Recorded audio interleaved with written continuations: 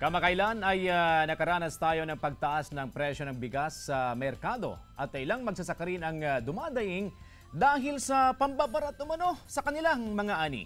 Ano na kayang update sa isyong malapit sa ating sikmura? Mga kapuso, kaugnay niyan, magkakasama natin ngayong umaga si NFA Eastern Pangasinan Manager Sir Rudy Corpus. Naing bagabigat, Sir Rudy. Welcome to Mornings with GMA Regional TV. Good morning sir. At salamat sa pag-invite. Alright. Yung Eastern at Western Pangasinan ng NFA ay iisa na ba? Yes sir, nag-merge na siya. So one Pangasinan na. Ngayon ang Pangasinan. So yung Western sa Eastern, isa na lang. Pero nakabase kayo sa NFA Eastern Pangasinan dyan sa bayan namin ng Binalonan. Alright. Pag-usapan natin ang bigas. Siyempre, mahalaga ang bigas sa atin. Kumusta ang supply ng bigas sa Pangasinan at saka yung presyuhan na rin? Actually sir, when it comes to rice, wala na kaming role kasi doon sa supply. Kasi inalis na sa amin yung importation. So hindi na kami nagsusupply ng bigas sa merkado. Alright. And pero based doon sa aming survey, ang price ngayon ng bigas is well milled is 46 to 49 pesos per kilogram. Iyan yung commercial price? Yes sir. Okay. Dahil sa rice tariffication law, pinull out yung NFA rice sa merkado, that was 2019. Kumusta ang status? Kasi marami pa rin consumer ang naghahanap ng NFA rice sa mga pamilihan. Wala bang tsansa na may balik ulit yung NFA rice sa mga pamilihan, Sir Rudy? Though, yun na nga sir, because of the Republic Act 11203, which is the rice tariffication law, nawala na sa aming importation. Okay. So wala na kaming role or market intervention. So doon naman sa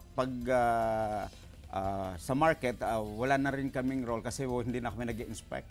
Even the warehouses, hindi na kami nag-inspect doon. And doon na lang kami ang aming role na lang is for the calamity and during emergencies and calamities. So, yun lang yung time na nag-o-omit ng rice ang NFA? Yes, sir. Okay. Ilan ang bodega sa Pangasinan, sir? May 9 warehouses kami sa buong Pangasinan. Puno po lahat ito? Actually, hindi siya puno kasi konti pa lang po yung napoprocure namin ngayon. Mga 11.9% pa lang yung napuno namin based on our target, marketing plan target. Okay, so yung buffer stocks natin na naroon sa mga bodega natin, siyam yun, hanggang kailan yan? Depende po, kasi sabi ko kanina, during calamities and emergencies lang, if in case sana na wag naman sana na magkaroon tayo ng calamity or emergency dito sa Pangasinan. Doon lang tayo naglalabas ng mga bigas papunta sa mga local government unit. Yes, ano po? Yes. And even the relief operations offices, just like the DSWD, local government units, doon po kami nagdi-distribute. Okay, mapunta naman tayo sa pagbili ng National Food Authority sa mga palay from the farmers. Magkano yung presyo ng NFA ngayon?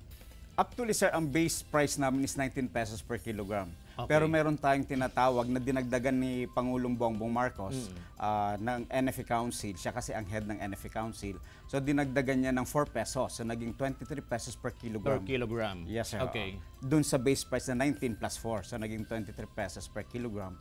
For the clean and dry, meron din po, bumibili rin po ang NFA ng wet or yung fresh. Okay. So meron kaming base price na 16 pesos per kilogram, an additional 3 pesos as a buffer stock incentive. Okay, anong reaksyon ng mga farmers doon sa 23 pesos per kilo? Base, compared doon sa buying price ng mga private traders? Actually sir, nakabili kami for the first 2 weeks ng October. Marami na bili namin at natuwa ang mga farmers natin kasi tumaas talaga yung sa presyo. 23? Ay yes sir. Kasi dati 19, then dinagdagan ng 4 pesos. So tumaas siya. Natuwa ang mga farmers natin. But then ang naging trend ngayon started nung Saturday na tumaas din ang presyo ng mga traders. So dinagdagan so, nila yung 23. Nagkikipag-compete sila sa NFA. Yes, sir. So magkano na ang buying price ng mga private traders? Sa ex-farm price ngayon ng mga traders sir nasa 24 to 26 pesos per kilogram. So mas mataas ng 2 pesos? 2 pesos. So bumaba yung procurement namin actually sir. Hindi ba pwedeng pantayan ng NFA yan? Actually, sir, Hindi ba kakayanin? Hindi, kasi yun na yung approve eh. Oo. Yun na yung approve po ng NFA Council. So, hindi na po namin pwedeng pataasin pa doon. So paano nyo sila i-motivate na dito kayo benta ng palay nyo sa NFA? Yung tinitignan natin, sir, doon na may profit na rin sila doon eh.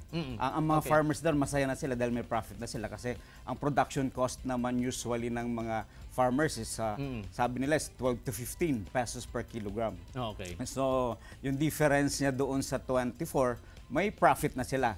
But then, ang conveniente na pwede namin i-offer sa mga farmers ay pwede namin silang kunin sa field.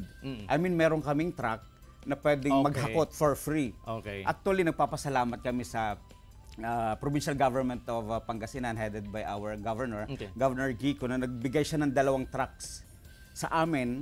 And yun ang ginagamit namin sa panghakot ng ating palay sa mga farmers. And isang truck din sa Department of Agriculture.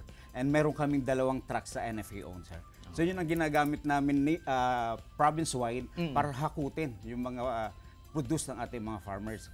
And isa pa, sir, pwede na naming bayaran yung stocks or yung palay na maproprocure doon mismo sa barangay o doon sa area nila. Doon sa Taltalon? Yes, cash. Digital talon. Yes, Alright. cash. Okay, Sir Rudy. Maraming salamat po sa mga impormasyon. Thank you for being here. Yes. Until next time po. Thank you very much, sir. Thank you very much sa Mornings with GMA Regional TV. Alright.